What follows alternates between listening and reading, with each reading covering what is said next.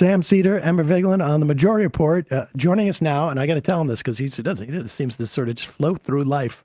David Dayen, executive editor of the American Prospect, co-host of the Organized Money podcast. David, welcome back. You're on the Majority Report. It's me, Sam Seder, and Emma Vigeland. I don't know if you remember. Wait, David, Hello, you're David all. Day Tan now. Look at that tan. Have you been out in the sun? No? I think you actually need to fix the color balance on your, damn it. Exactly. All right. Well. Dayen just knows how to. Raining right now. Yeah. Oh, well, good. That's good. David Dayen does not go outside. Sorry. He needs to have his computer plugged in at every time. I am a bit of an indoor-outdoor creature. We have This meeting we have every human laptops. being. I can go outside anytime I want. Yeah, but that doesn't mean you do. Bolted to my lap. I can spend that moment outside.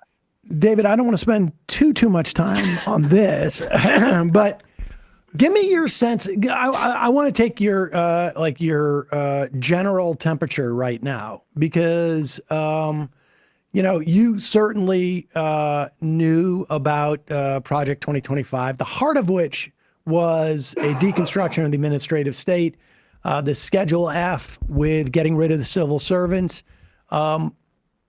We knew Russell Vought was talking about, traumatizing federal workers.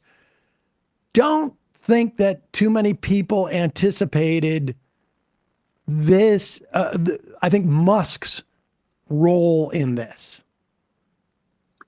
Yeah, I mean, he got involved in the campaign fairly late. It really wasn't even until the assassination attempt of Trump that he even endorsed Trump for president. And that was in, July, I believe. So we're really talking about 6 months ago. This guy wasn't even on board as an endorser. And then $280 million later, he becomes sort of the chief financial backer, and he parlays that into a co-presidency or shadow presidency or whatever you want to call it. Let me just also say this. I think that it had less to do with the assassination attempt and the appointment of J.D. Vance, because Musk came in with this money. And I think that, the assassination attempt may have pushed up the. I'm not saying that was a trigger. I'm saying I'm just using it as a marker. That Right. was the time period in which this happened. And, Project 2025 by that point had been out for 6 months to a year. So, there was this blueprint of how take the steps to essentially radically overturn the government. But the Musk aspect of it, I saw a good comment that I forget who said it, but that we're all now feeling like what it's like when a private equity company comes in and takes over your firm. This is what it feels like. And so the Musk version of this is providing that aspect of it, the sort of shock and awe of how you terrorize a professional workforce. And he's also, his ability to do so is, it seems to me, to be grounded in the disciplining of Republican senators in a way that I think no one else can. I mean, we've seen it, I think people are surprised about Cassidy, voting for RFK, or Jody Ernst voting for Pete Hegseth. I mean, they may or may not have done this, but the idea of the world's wealthiest man saying, I'm just going to drop what is the functional equivalent of like when you drop a quarter as you're walking down the street on making you lose. And Cassidy already is a primary challenger, right? Because of he voted for impeachment. Yeah, I mean, it's more than that. It's the combination of having this extreme amount of political power because he's been granted it by the president.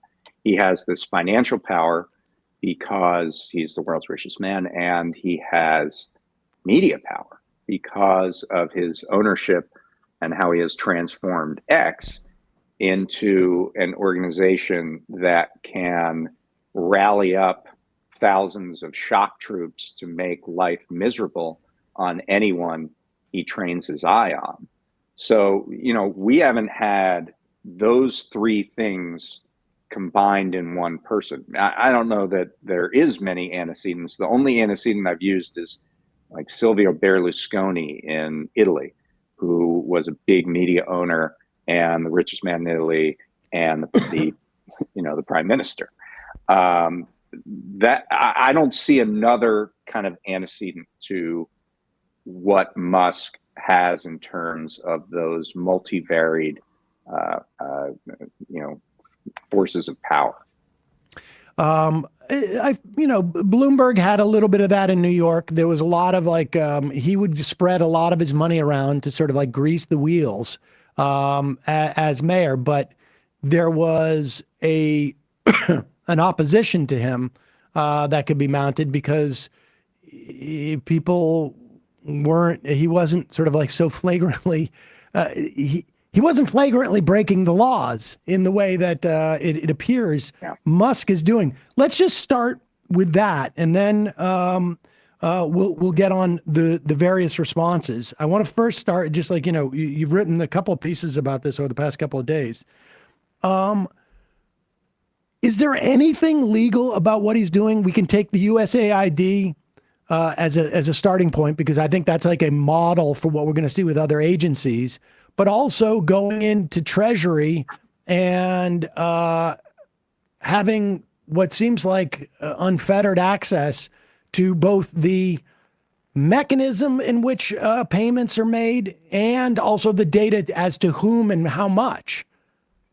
Yeah, the payment system aspect is obviously the most dangerous and chilling thing that is going on right now. I know that you on Monday talked to Nathan Tankus, and I did as well. And I published an interview with him. Obviously, I believe the quote he used with me is, "I'm filled with unmitigated terror ever since I learned about this." And that's the real dangerous thing, not necessarily just because of what Musk can do with that power, but because of all the ways that any misstep could backfire spectacularly. So it's not just that, yes, if you have access to the payment system, you could, in theory, stop an individual payment or stop a payment from an entire agency that you don't like.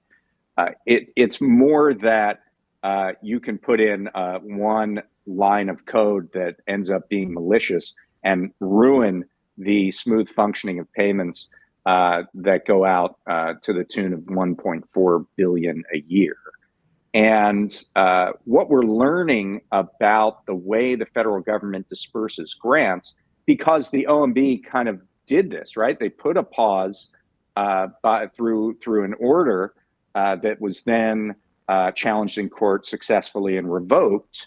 But just that turning of the off and on switch has caught up people who for several days now still can't get the funding that they were entitled to.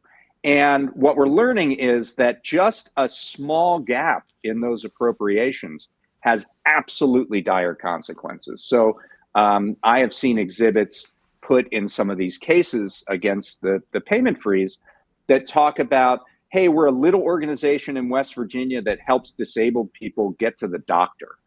And because we're not allowed to have a reserve of funds, we don't get a year's worth of pay in our grant from the federal government. We get it 3 days at a time. Because we lost that spigot, we have to lay off half our staff. And we're seeing that in microcosm across, thousands of agencies. And so if you think about that and then think about the plumbing of how those payments go out, and if that's corrupted, then you multiply that by millions and people don't get the Social Security checks, people don't get their tax refunds, people don't get all sorts of things where they have short-term needs for that money. That's absolutely catastrophic. Okay, so that's the and I think we called it the 5 alarm plus fire that is there, because it's almost like the Cuban Missile crisis on some level. There's both what both sort of players want to do or not want to do, and then there's also like anything could go wrong in that instance. Then there is the sort of like, I'm seeing a story on Politico today that as of Monday, a lot of nonprofits and state agencies didn't have access to the EPA grant awards funded through the IRA.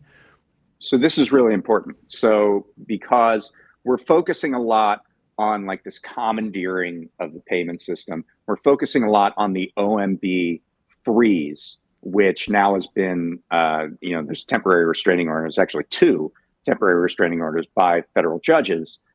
But this ongoing stuff that you're talking about, which was put into executive orders, there was one that said terminating the Green New Deal, for example. So a lot of grantees that were funded through the IRA and through bipartisan infrastructure law aren't getting that money. There's the continuing foreign aid pause that we're seeing.